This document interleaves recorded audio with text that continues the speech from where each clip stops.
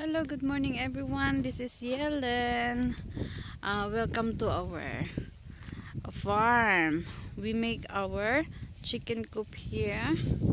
I prepare for another one cage for my new hatch egg. So this one I think I have 18 chicken, and now they are there. Yeah. Look at that. Some are there. And we're going to visit the quail.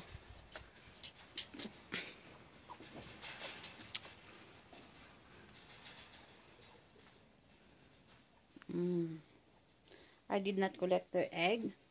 Just leave it there. Hopefully, wishing that one day they will become a new quail. Here, there. I have one male. This is a male one. This is the male. And apat ka babae. Pabayaan ako ilang mga itlog. Every time mag-visit ko diretso tayo na sila sa ilang mga eggs. Hadlok sila ko na ilang mga itlog. Tanawa. The other one there. Hopefully, magbuto. Aripod. Kaya medyo lamig na kay diri.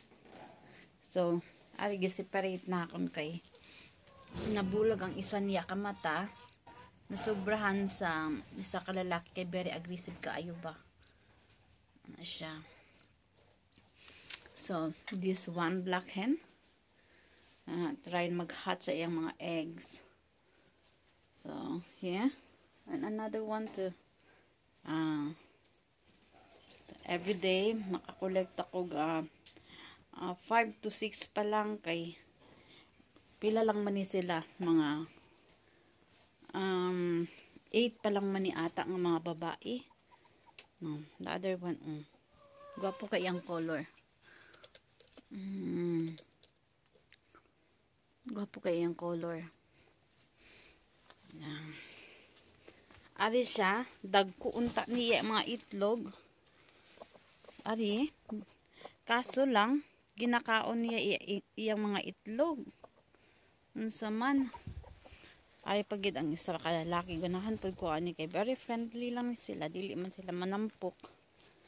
Na gina-look after nila maayo ilang mga hen tanawa. Ito ang Wyandotte 3 pud ka bilog ang laki, 3 pud ka bilog ang babayi. Pero wala pa sila nag-umpisag itlog.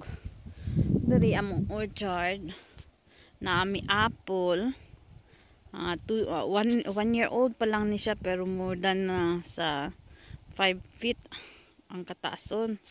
Ala siya dwarf lang kay last year namunga ni siya pero this year nag-concentrate lang siya dako.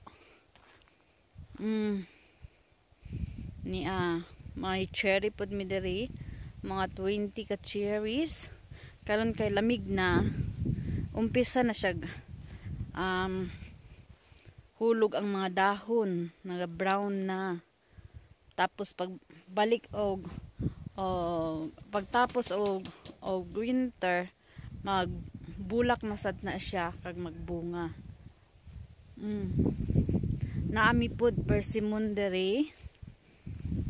Pero struggling lagi kay lamig kay among area. Murag naa sa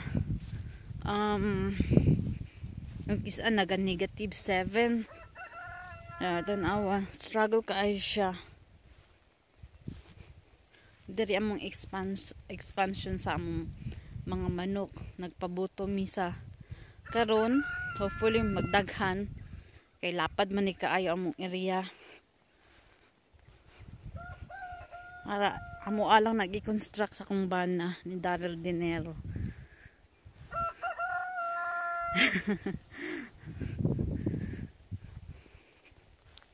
Kami lang pud ang nag-fencing diri, tan-awan ninyo. Gwapo kayong obra. Malingaw mi diri kay daghan kaayo ka mahimo ba. Tapos fresh kang hangin. Bahala walag neighbor, pero mag-enjoy man ang mga bata. Mga binukid nga mga hinampang ba.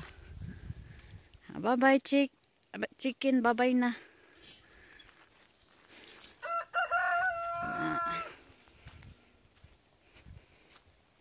Naapod mi mga plum, pear niya. Gihimo pud namon ni siya ang kulungan para sa mga iring. Na inggit kay akong mga anak ani kay gusto nila himuong kabi house sa dalom. Himuon namon nabutangan namon og mga woods para sa heater ba kay tiglamig na karon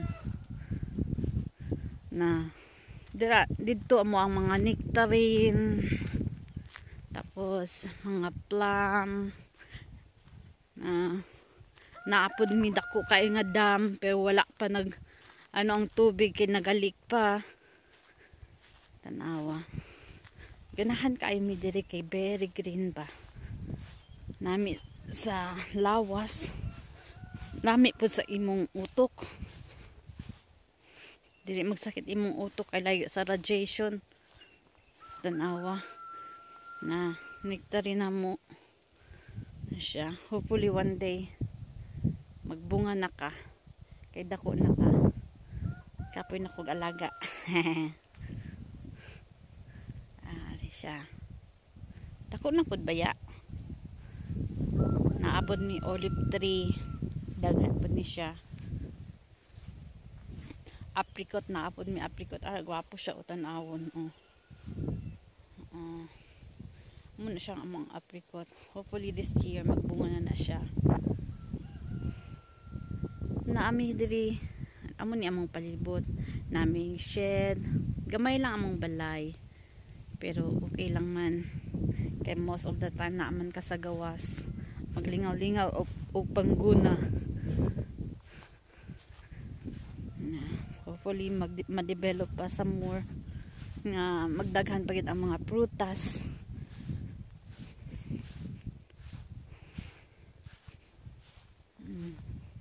Akong banan ang ulikta na og mga woods para sa among heater kay nag-umpisa ng lamig, gakurog-kurog na ta. Are, impisahan niya na ang pangulekta og mga woods.